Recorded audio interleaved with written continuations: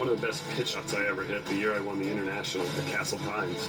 I had what to most people looked like a simple chip, but it was a little bit downhill, and a lot of it was through some of this rough, where I actually pitched the ball with an 8-iron through the rough along the ground and had it roll out onto the green. It was so fast that I didn't think there was a way to land it on the green and stop it, and I hit it up close to a foot, and I don't think any fan knew that that was really a tough shot or a great shot at the time.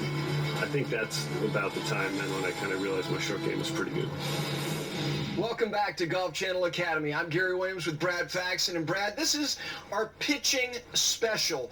And as we mentioned, we're not going to let you just pitch from those pristine lies they've got here at the Old Sandwich Golf Club. You're going to show us now, though, you know, when recreational golfers get in the rough, they get tense. Let's talk about the difference between hitting pitch shots from tight lies, perfect lies, and lies from the rough. Okay, and this is a great example to show here, Gary.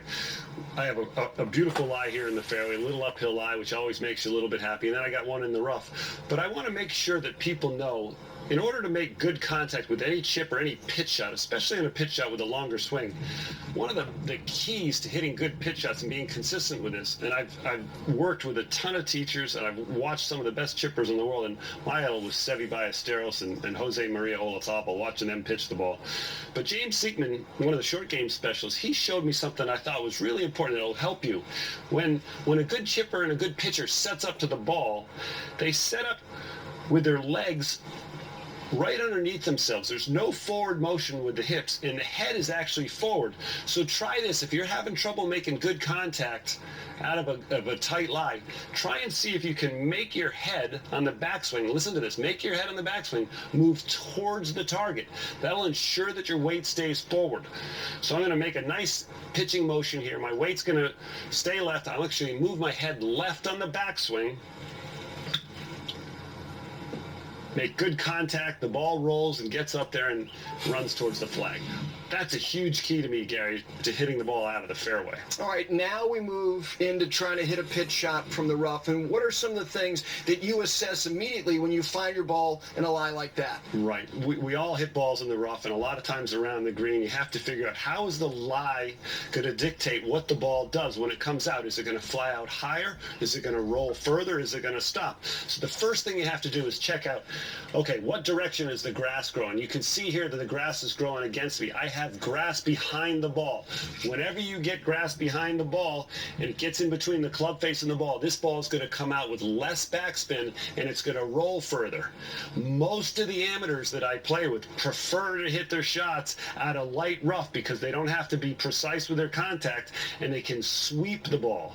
I still think there's a little bit of a downward motion here to hit this shot. You might see the handle of the club a little bit further forward out of the rough because I want this ball to come out lower and run. You can see my head is left of the ball.